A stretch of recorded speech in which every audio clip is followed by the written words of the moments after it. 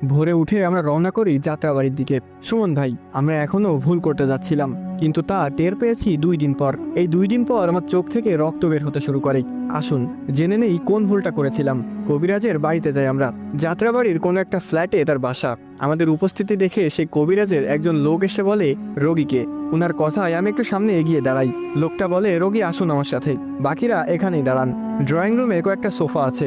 আমার সাথে যাওয়া রুমমেট আর হামিদ সোফায় বসে। লোকটা আমাকে নিয়ে যায় একটা কক্ষে। রুমে ঢুকার পর দেখি পুরো রুম লাল হয়ে আছে। অবাক হওয়ার তেমন বিশেষ কোনো কারণ নেই। লাল লাইট লাগিয়েছে, তাই রুম লাল। রুমের মধ্যে একজন বয়স্ক লোক বসে আছেন, চুলদাড়ি ভালোই বড়।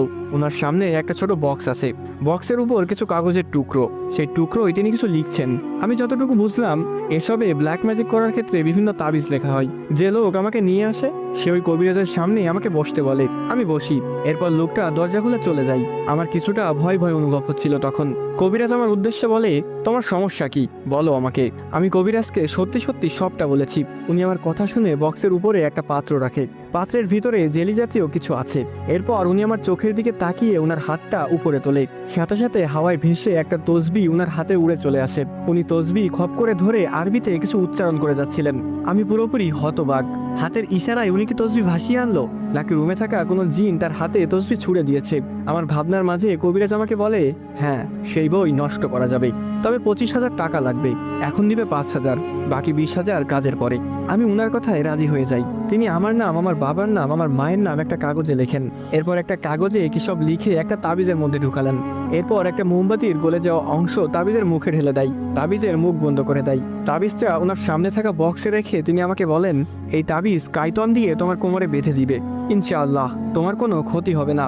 এইটুকু বলে ছোট পাত্র থেকে জেলির মতো দেখতে কালো কিছু কাজল নেয়। সেই কাজল আমার চোখের পাতার উপরে মেখে দেয় এবং বলে, তোমার চোখে সে আর দেখা দিতে পারবে না। আমি খুশি হই। কিছুক্ষণ পর তিনি টাকা চাইলেন, আর আমি উঠে হামিদের থেকে টাকা এনে দিলাম।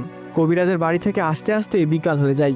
আমরা বাজারে গিয়ে কাইতন কিনেছি, আর হামিদও ছুটি নেওয়ায় বাহিরে কিছু সময় কাটিয়েছি।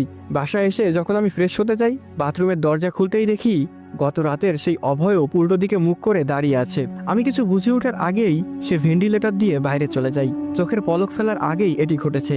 আমি হা হয়ে দাঁড়িয়েছিলাম। আমার প্রত্যাশাই ছিল না এমন কিছু দেখব। কোমরে তাবিজ আছে, চোখে কবিরাজ কি সব লাগিয়ে দিল।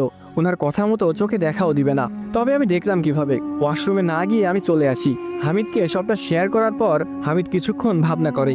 এরপর যে আমাদেরকে এই কবিরাজের নাম্বার দিয়েছে তাকে কল করি, কিন্তু লাভ হয়নি। সে একটা কথাই বলে, আমি উনার সম্বন্ধে শুনেছি, অনেক ভালো কবিরাজ, এমন তো হবার কথা নয়। আমিও হামিদকে তসবির ব্যাপারটা ক্লিয়ার করি।